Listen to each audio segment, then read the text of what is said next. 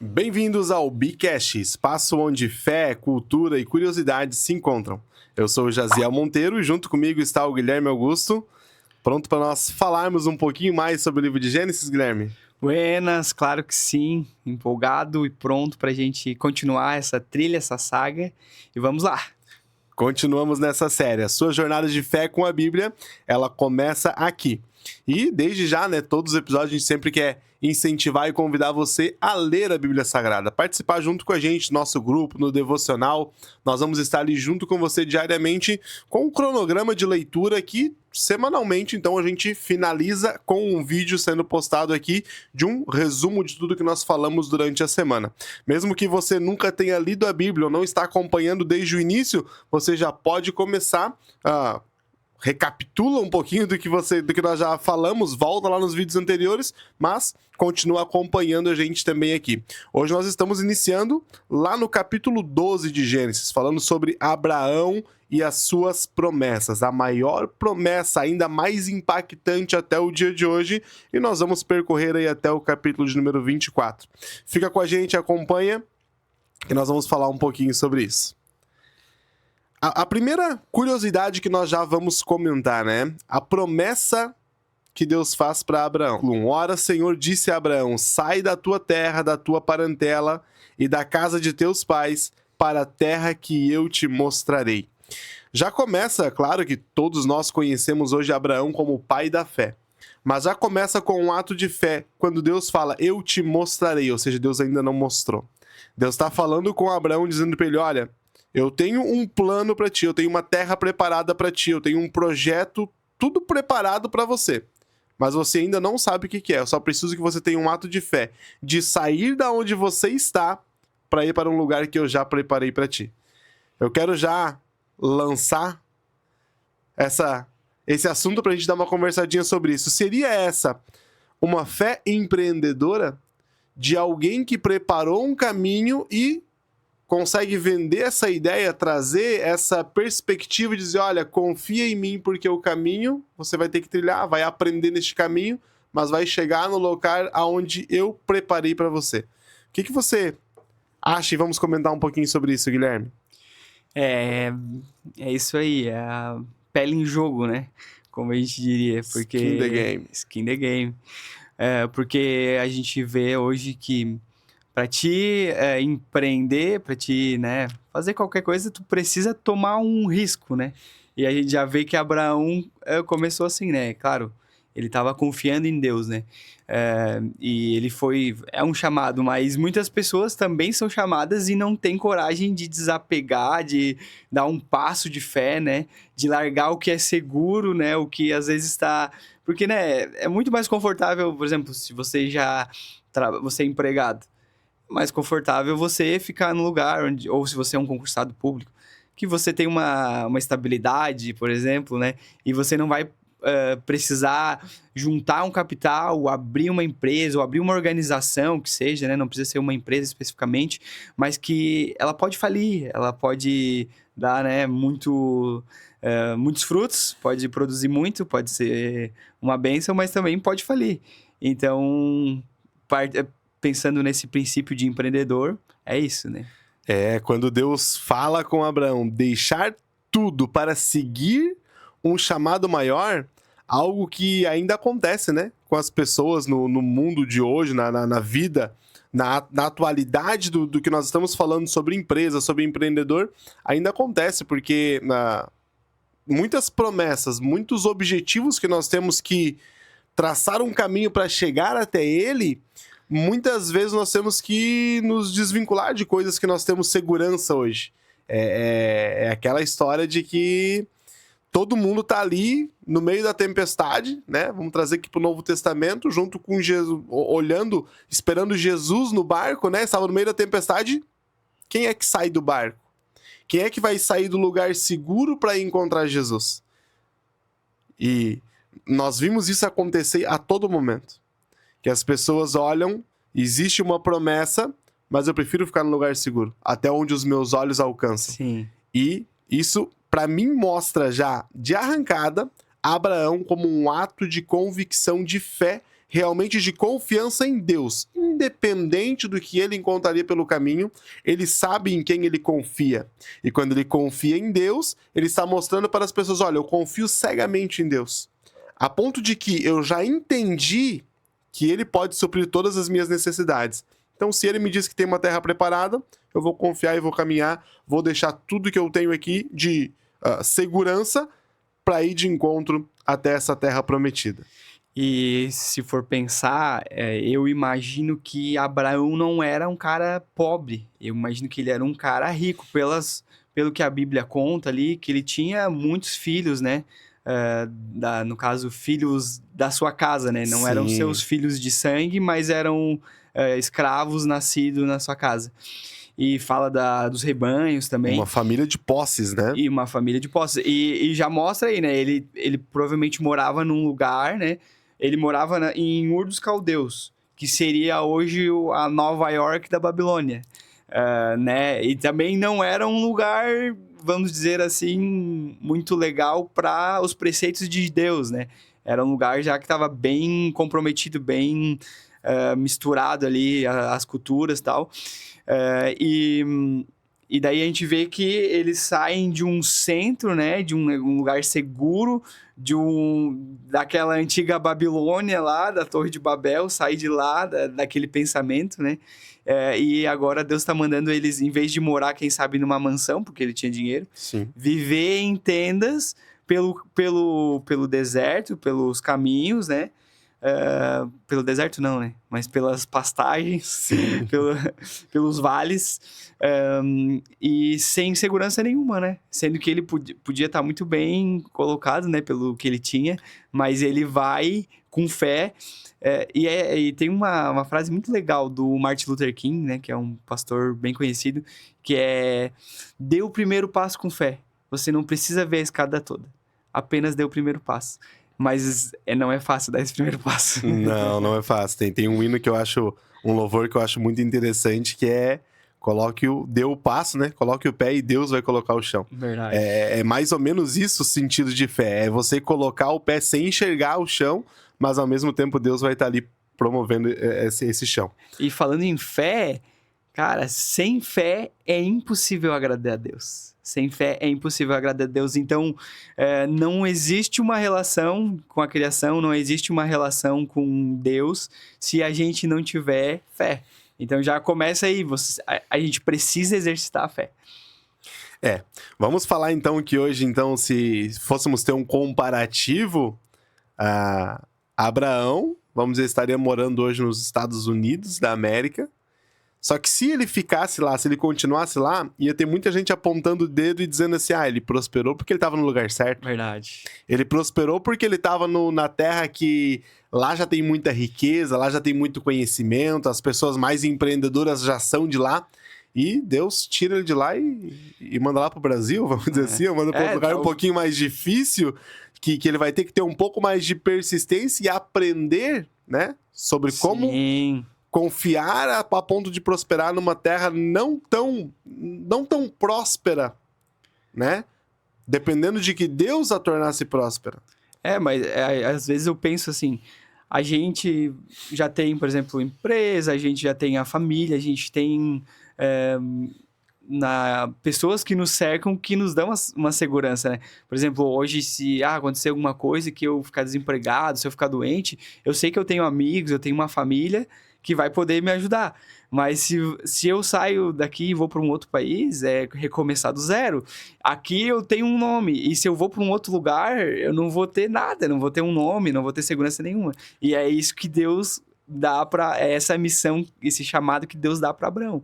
Tu vai para um lugar que ninguém te conhece, que tu não é ninguém, que não tem ninguém lá, que os inimigos não vão gostar de ti, os povos que moram lá não vão gostar de ti, mas vai porque eu tenho uma promessa para ti. E vamos falar um pouquinho sobre essa promessa, né? Deus promete para Abraão fazer dele uma grande nação, abençoar todas as famílias da terra através dele. Olha o tamanho da promessa e o tamanho da responsabilidade que existe sobre a vida de Abraão. Porque quando nós falamos de ser uma grande nação, Deus está colocando para ele, olha, além de ser uma grande nação, além de eu te dar muitos filhos, que era a maior riqueza da época, vamos dizer assim, além disso, todas as famílias da terra serão benditas através daquilo que você vai fazer. Vamos dizer assim, aquela velha história de que tudo que a gente faz tem um impacto na vida de alguém. Por mais que a gente não esteja vendo, sempre tem alguém que está se espelhando na gente, sempre vendo as nossas atitudes e tudo aquilo que a gente faz, tanto no mundo físico como no mundo espiritual, vai ter impactos na vida das outras pessoas também. Abraão, ele está pegando essa responsabilidade, ou seja, a partir de agora, todas as suas atitudes vão ter impactos que nós conhecendo a história já, né, dando um spoiler do que vai vir nos próximos capítulos aqui, que até hoje conflitos acontecem por decisões que Abraão tomou. Ou seja, atitudes que ele teve tiveram consequências que perduram até os dias de hoje, né? Verdade, verdade. Quando ele está caminhando já por ali em direção ao lugar que Deus ordenou, e ele fala em Gênesis 12 já, que ele passa pelo Egito, né? Que é a fome na terra que ele está, e ele passa pelo Egito. É só para destacar, para falar um detalhe, que Abraão não era um cara perfeito, né? Porque ele fala ali que ele conta que ele mentiu. Ele foi até o Egito e ele mentiu para o rei, para os responsáveis, que a Sara não era a esposa dele. E como ele já estava vivendo a promessa de Deus, né, já os egípcios ali diz que causa doenças ali, né, doenças na pele e tal, por eles querer Sara como esposa, e daí eles veem, não, tem alguma coisa errada aqui, e daí eles já descobrem, não, ela é tua esposa, ela não é tua irmã, por que tu mentiu pra nós, né? E já dispensa já com as coisas dele, com os presentes e tudo, mas a gente vê que quando a gente quer ter uma vida nova, às vezes partir para uma missão nova, a gente quer que esteja tudo perfeito, tudo como a gente planejou. Não, agora a minha vida financeira está tudo perfeita, agora a minha família está tudo certo, mas a gente vê que na vida não existe o ponto perfeito, não existe o ponto de equilíbrio, que a gente precisa, além de tomar risco, né? Sim. A gente precisa entender que quando a gente tem um chamado, quando a gente tem um objetivo, a gente precisa começar. Mesmo com percalços, mesmo com dificuldades, mesmo que as coisas não estejam todas alinhadas. Mas a gente precisa caminhar. E até uma frase, não sei de quem é, mas fala que para a gente manter o equilíbrio, né, a vida é como andar de bicicleta, mas para a gente manter o equilíbrio, a gente precisa pedalar. Tem que estar em movimento. Precisa estar em movimento. Então, não dá para só esperar que as coisas aconteçam. Sim. É muito comum que pela distância da história, claro que com aquilo que nós estamos vivendo hoje e lendo apenas, né, na Bíblia Sagrada, é muito comum que a gente olhe para Abraão e afaste muito dele o ser humano que era Abraão. E é muito importante quando tu fala essa parte de que ele tem os defeitos que como ser humano nós temos e muitos erros no meio da trajetória dessa história ele cometeu e trazendo para nós hoje uma perspectiva de que ele era um ser humano assim como nós somos hoje. Né? E ele tentava algumas vezes, ou a história mostra que algumas vezes ele tentou com as próprias forças fazer com que a promessa que Deus fez para ele se realizasse. Né? Nós acabamos de falar sobre a promessa. O que era? Descendentes e todas as famílias da terra seriam benditas nele. E quando ele vê que começa a passar o tempo, Sara não tem filhos, ele tá ali vendo o tempo passar e parece que ele olha assim, eu vou ajudar Deus. Eu vou fazer alguma coisa aqui para que Deus, ele prometeu, mas quem sabe ele tá demorando, quem sabe Deus ele tá desapercebido, tá passando muito tempo, minha esposa tá ficando velha, tá passando meu tempo e eu vou dar uma ajudinha aqui. Só que sempre que a gente quer fazer algo do nosso jeito, passando por cima de princípios ou daquilo que Deus determinou para nós, existem consequências são colheitas que nós vamos ter, né? O pastor Sandro aqui na igreja, ele sempre fala muito sobre isso, né? Que a lei da semeadura, ela independe de fé, só vai depender do tempo da colheita. pode ser um tempo maior, pode ser um tempo menor, mas vai chegar o tempo da colheita. Então, tudo isso que acontece, esses percalços na vida de Abraão, chega um momento que ele vai colher. Né? Vai ter coisas que... E a gente está colhendo até hoje, né? É o que nós acabamos de falar. Então, existem consequências até os dias hoje atuais que são consequências que vieram da vida de Abraão, das escolhas que ele fez lá atrás. E agora nós vamos falar um pouquinho sobre quando Sara e Abraão, né? A palavra fala que Sara, vamos voltar lá pro Jardim do Éden, né? A mulher dando a ideia pro homem, né?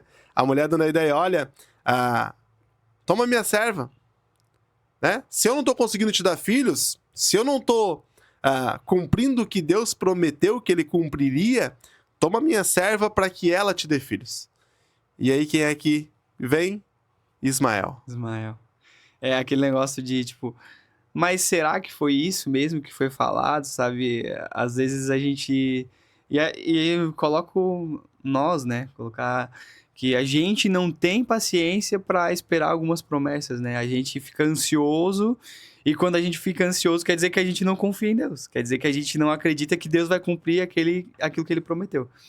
E então chega Ismael.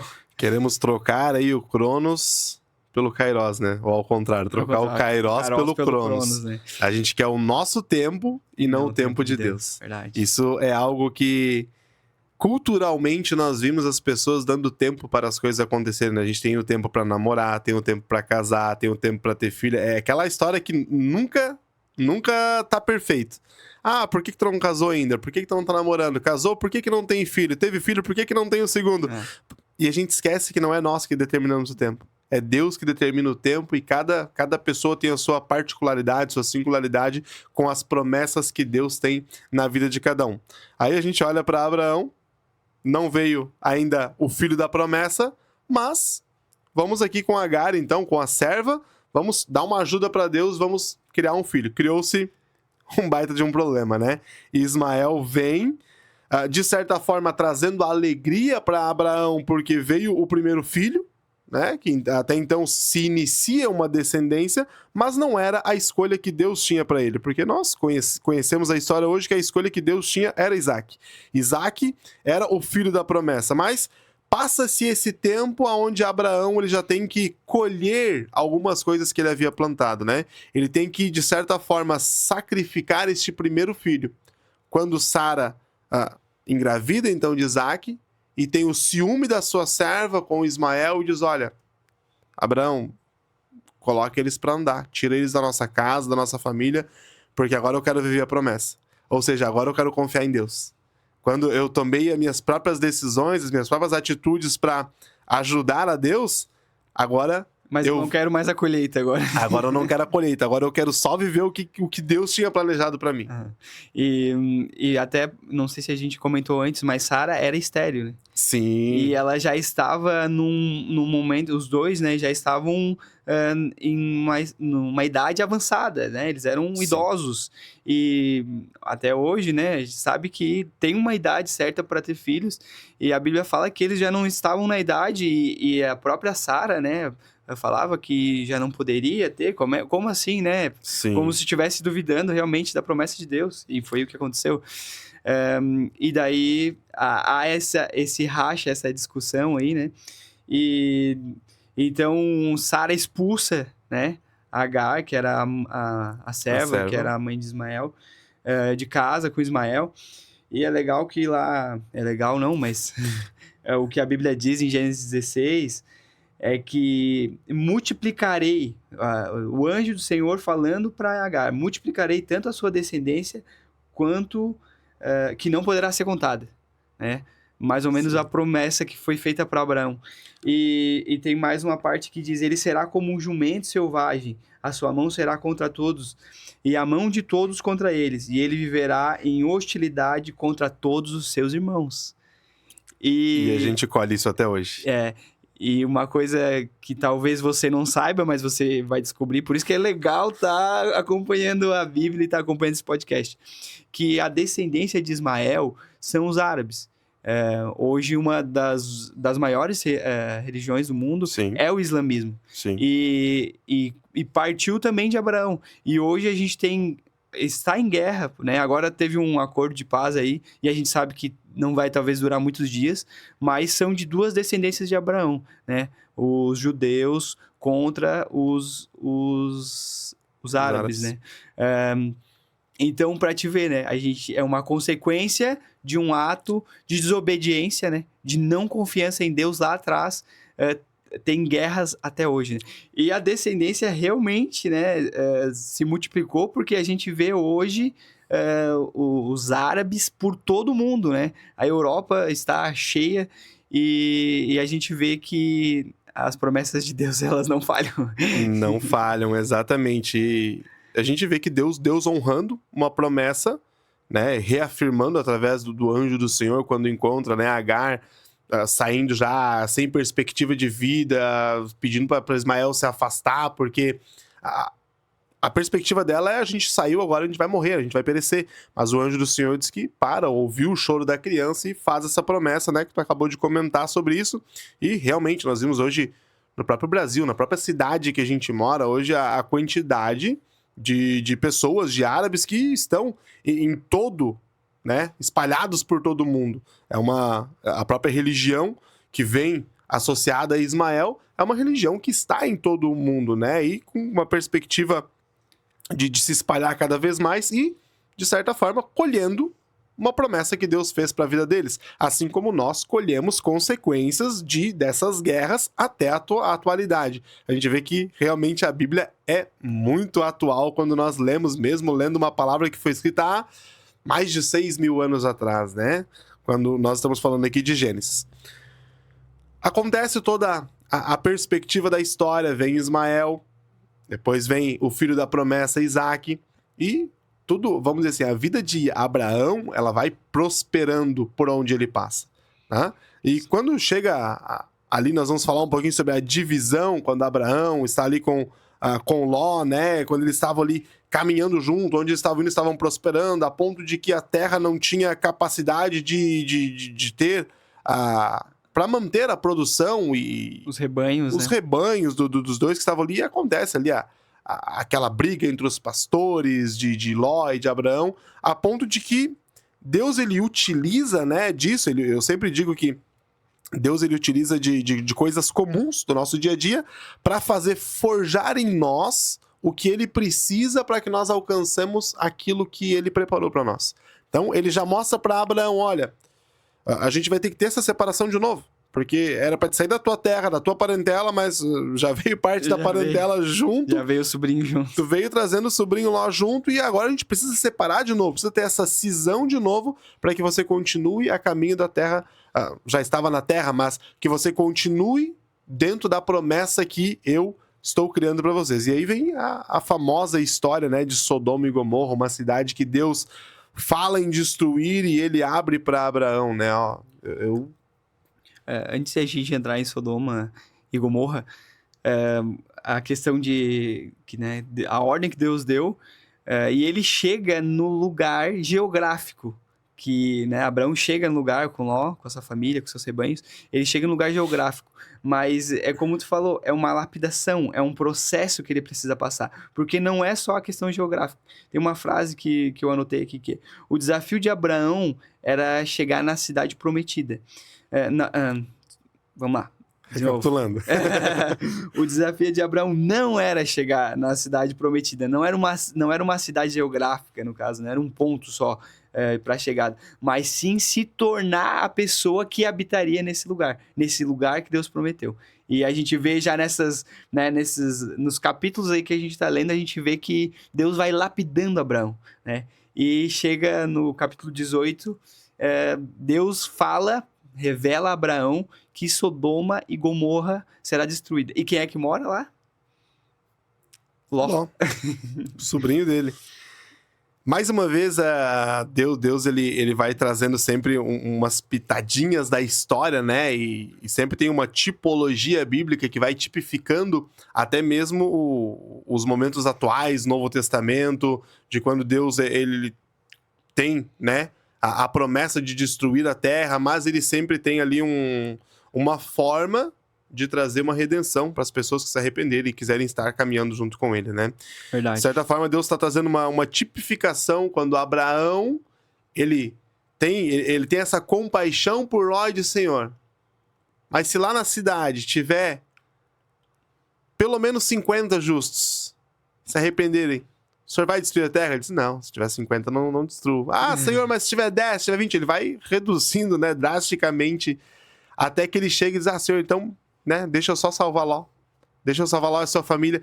E nem esses ele consegue, porque não está na nossa mão, muitas vezes, de conseguir salvar alguém que não quer caminhar com Deus, não quer estar debaixo daquilo que Deus planejou e que Deus, né, tem como princípio para nos trazer de volta para o caminho que ele tem de perfeição. Mas quando Deus ele tá lá falando com Abraão e tudo mais, a gente vê os pecados da cidade de Sodoma e Gomorra que de certa forma chamaram a atenção de Deus, né? Nós falamos agora no último podcast, no último vídeo, se você não assistiu pode voltar lá e assistir, né? Quando nós falamos sobre Noé e que Deus olha para a terra e só vê Noé sendo justo, vamos trazer para nossa linguagem um único pontinho, um pixel brilhando no meio de uma tela inteira que já não trazia mais nenhuma visão para Deus. E ele olha e não consegue ver ninguém na cidade de Sodoma e Gomorra. Por quê? Porque o pecado havia se multiplicado tanto a ponto de que aquela cidade inteira estava corrompida e Deus olhando e dizendo, não tem mais o que fazer, vamos destruir essa cidade. E é muito falado sobre o pecado de Sodoma e Gomorra e a gente sempre atribui a um pecado sexual. Sempre é o que mais é falado. É o que mais é falado, né? A questão da questão sexual ali, do que acontece com os anjos, com toda a história de Ló, todos os detalhes ali, né? Mostra isso. Mas e também para mim sempre foi isso. E depois a gente vai aprendendo, e em Ezequiel 16, 49, fala que fala o que é, qual é o pecado de Sodoma. Ora, este foi o pecado da sua irmã Sodoma. Ela e suas filhas eram arrogantes, tinham fartura de comida e viviam despreocupadas, não ajudavam os pobres e os necessitados. Eram altivas e cometeram práticas repugnantes diante de mim. Eram orgulhosas, né? Então a gente mostra que a injustiça, né? A injustiça, o não olhar, o não cuidado, né, de amor com as pessoas, com o seu semelhante, né, provoca um estado de destruição, porque quem entra nesse estado, né, de como estava Sodoma ali, né, com esses sentimentos, acaba caindo nos próprios desejos ruins, os próprios desejos sujos do coração, né? E por isso todas essas espécies de pecados, todos esses problemas que aconteceram, mas fala, né, dessa injustiça de não olhar para o pobre, né? De estar com fartura, de estar com riqueza e não olhar para o próximo.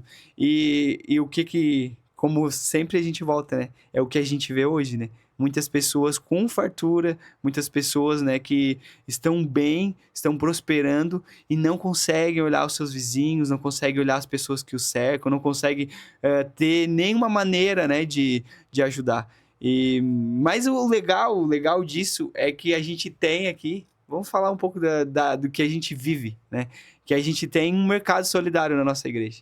E a gente alimenta muitas pessoas, muitas famílias, através desse mercado solidário, que são pessoas carentes, que recebem higiene, cesta básica, shampoo, ovo, frango. Cara, e é incrível. Eu já participei já de alguns e é incrível o que o amor pode fazer, né? Então, a gente vê essas coisas horríveis, né? De injustiça, de ódio, assim, de não praticar o que Deus ensinou, mas quando a gente olha o que a gente pode fazer com uma mente renovada, com um corpo, né, um corpo de Cristo, que Cristo é o centro, a gente vê que há uma esperança, né, há um amor, que a gente não está perdido, que Deus está no controle das coisas. Lá Salomão fala, né, Provérbios capítulo 3 e 27, não deixes de fazer o bem, estando em tuas mãos a capacidade de fazê-lo. Forte. E linka muito, né? Fecha muito com o que tu estás falando sobre o que a gente vive hoje, né? Na Bethel aqui em Torres. E sobre o que aconteceu, o pecado na cidade de Sodoma. Pensar só em si. Pensar só em si. Às vezes Pensar a gente... no próprio umbigo sempre. a gente fala muito sobre isso hoje, que nós convivemos com pessoas e às vezes não sabemos as necessidades delas, né? Às vezes o teu vizinho tá precisando ali de um sal, um açúcar, É. e você muitas vezes nem A para gente não- conversar e saber a às vezes necessidade, a gente não né? quer nem conversar para não saber, né? Então mostra como é que é o coração humano sem Deus, né? O coração do homem sem o amor de Deus. É verdade. Quando nós, né, já encaminhando para a parte final, quando nós falamos dessa... É claro que a gente tem que falar tudo muito rápido, não consegue ser tão profundo sobre todas essas coisas, né? Mas quando vem aí Sodoma e Gomorra, vem o nascimento de Isaac, a expulsão de Ismael, junto com Agar, toda essa parte que nós estamos falando, cria essa tensão, né? Já desde de criança, entre Isaac e Ismael, já entendendo essa briga entre as famílias que perdura até os dias de hoje, e moldando, forjando em Abraão, na sua família, tudo aquilo que ele precisa para que as promessas de Deus se concretizem na sua vida, né? Mas aí nós vamos pensar aqui, poxa, então Abraão agora ele tinha 2 filhos, né? Então, agora já se concretizou, já está enchendo, né, a sua descendência. Na verdade, não, só está Isaac lá. Sim. E até tem a passagem que fala, né, sobre o mordomo Eleazar, quando Abraão fala lá para buscar uma esposa, Rebeca, né, que é a esposa de Isaac. Olha, vai até a terra, busca a esposa, Rebeca, traz para se casar com ele. Isso, mais uma vez, é uma tipificação do que acontece com a igreja, né, de Jesus sendo tipificado aí por Isaac, trazendo o Isaac, aí vai Eleazar tipificando o Espírito Santo, buscando a igreja para se casar com o noivo que está esperando, né? A noiva que está lá sendo preparada para vir até o encontro do noivo. E acontece uma história mais conhecida, então, de Abraão e Isaac, que é quando Deus ele pede para Abraão o seu filho. Isso é algo que eu sempre digo que a gente só conhece a dor de Abraão depois que a gente é pai. Porque, e mesmo assim, eu sempre... eu já preguei, já falei sobre isso, ministrei sobre essa mensagem, e o meu pensamento é sempre: e se acontecer comigo? Porque em partes a gente sempre fala, não, mas o meu filho eu já entreguei para Deus, é dele. Tudo bem, mas eu sacrificaria o meu filho se Deus pedisse? Eu entregaria para ele verdadeiramente se Deus pedisse? Porque a gente entrega para Deus, mas sempre segurando o pezinho, né? Eu entrego para Deus, mas desde que fique dentro da minha casa. Eu entrego para Deus, ficar dentro da minha vista, ficar dentro da minha proteção, quando na verdade é Deus que tem todo o controle sobre isso. O que será que passou na mente de Abraão? Como é que foi esse sentimento para ele quando Deus pede para ele sacrificar o próprio filho? Sabe que...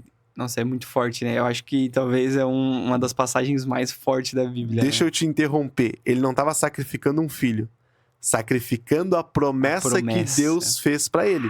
Porque ele tentou trazer a promessa com as próprias mãos através de Ismael, veio Isaac, Deus agora está falando para ele, olha, vou só te provar mais uma vez que quem faz não é pela tua visão, é pela minha.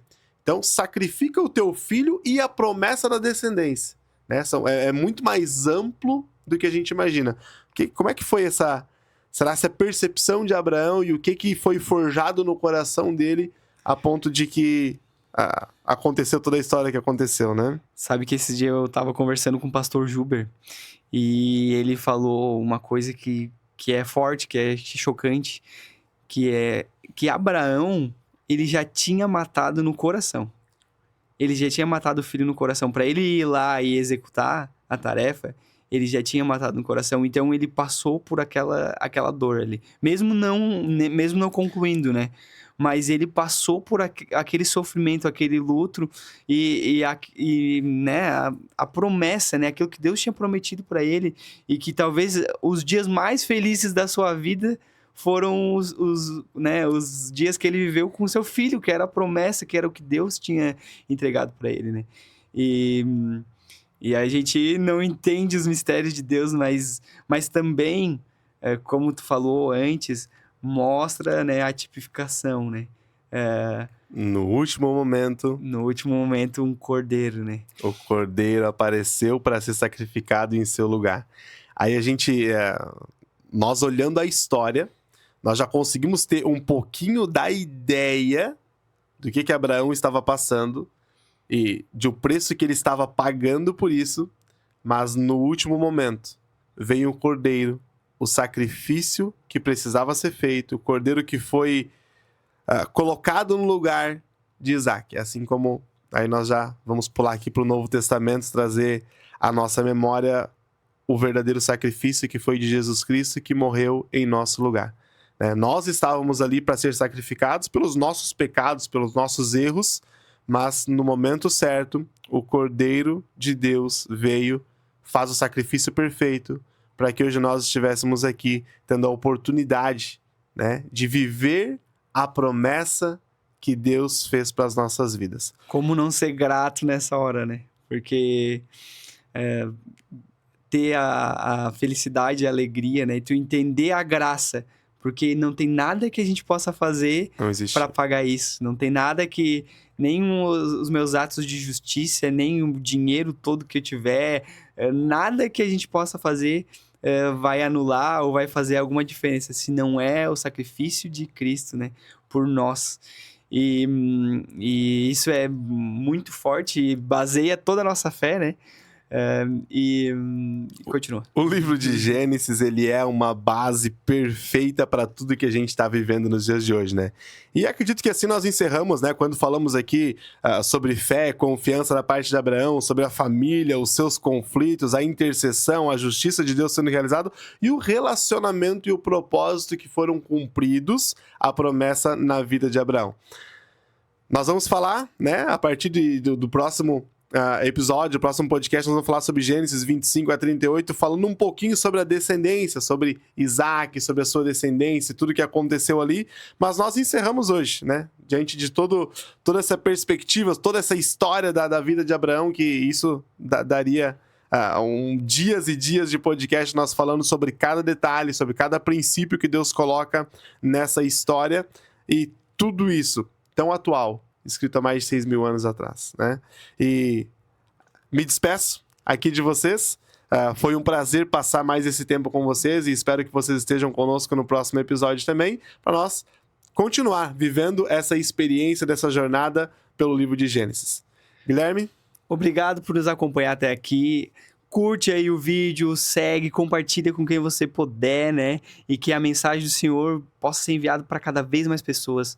Muito obrigado, grande abraço, fiquem com Deus.